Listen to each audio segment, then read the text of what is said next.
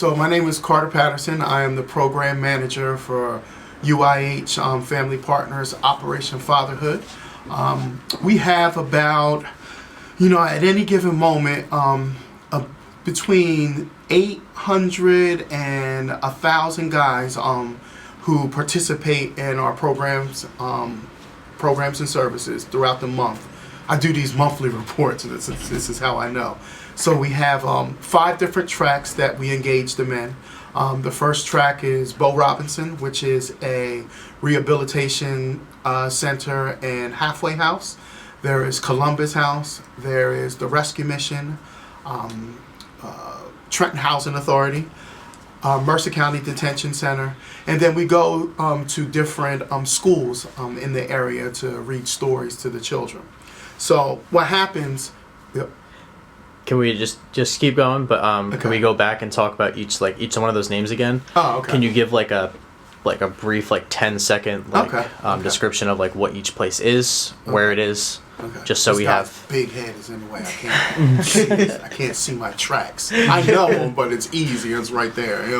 All right. So track one of the programs that we deal. We have a job readiness and career development program that we take to the guys at the Rescue Mission, and most of the guys there are in transition. It's a homeless shelter. Track 2 is Bo Robinson. It's a rehabilitation center and halfway house, and we do a job readiness and career development program for them there. There's the Mercer County Detention Center, and we also do a job readiness and career development program for the gentlemen who are considered re-entry candidates. Those are the guys that are just coming. They're scheduled to be released in 30, 60, and 90 days. So the idea is that they take our classes so that they can get the tools that they need to be successful. We do the Clinton House, which is another halfway or transition house for guys re-entering society. And then we go into the school systems to speak to the after-school programs and the job readiness and career classes, the career exploration classes that they have scheduled. Usually they do it in an after-school program format. So through those different tracks, we call them, we see between 800 and 1,000 different men. So there's a lot of touches in the community. There's a lot of exposure of what we do. The one thing that I'm very proud of is that the information that we teach them is New Jersey core curriculum aligned. So I just got the program approved by the Trenton Board of Education so that we can go into any educational institution, any high school, any junior high school, or even at an elementary school to be able to teach what we do. It's important that not only as men, like as parents, that they start to understand, what the different kind of career tracks are out there, but even with the children who are just thinking about what kinds of jobs that they would like to have as an adult, that we're able to come in into the school system and give them that kind of exposure. So it's all a part of being a really effective and powerful father center. We're making men become better dads, and that's truly the mission of what we do, and I think we do a very good job at it. Again, we see almost 1,000 men a month through all of our programs and services, so it's something that we're very proud of. And you are the oldest organization? Yeah, so we are the oldest organization in the state of New Jersey. We are 159 years old.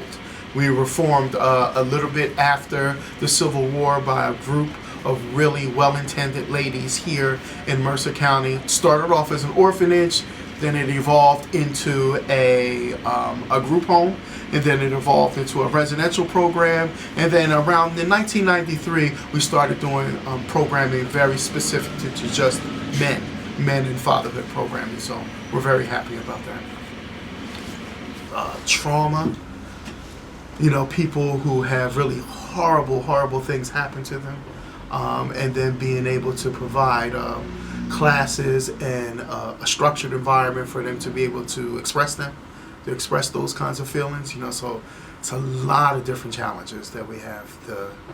Sometimes the guys just come in and they're just broken. you know, and they're looking for help. And we could be that help, you know, by just being there for them, making sure that they feel supported.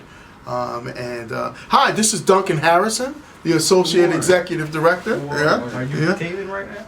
Come on in. Yeah, come on in. This is perfect. I wasn't even prepared. Oh, man, y'all, this is great. This is great.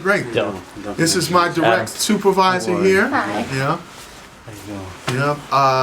And we're just talking about the men and the kind of issues that we have that when the guys come through the door, and how we help them and the kinds of issues that they have, you know, from broken families, homelessness. Right. Sometimes people are just hungry, you know, and so we have a very limited emergency like food pantry in the back. We can give them clothes for their interviews to kind of help them out with getting that job and kind of taking themselves to the next level.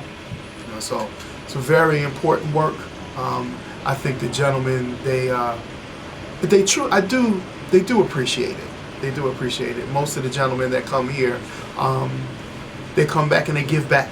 You know, either by helping out around here, painting, helping to paint the walls, helping to volunteer during litter marches and trash pickups and things like that, or just helping bring some clothes, some donated clothes upstairs, and then everything else in between.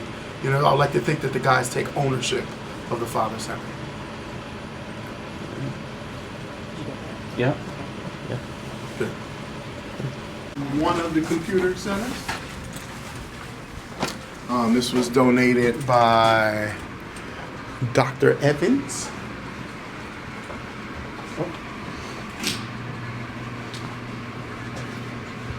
So the guys come back here and they do like online applications, and when I have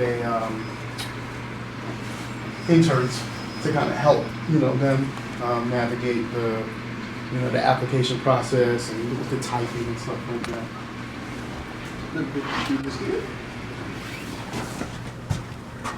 This strange thing called the bathroom here. Yeah. Offices. Kitchen area. Women's bathroom. It's another computer center that we're setting up in here for you know, just more access.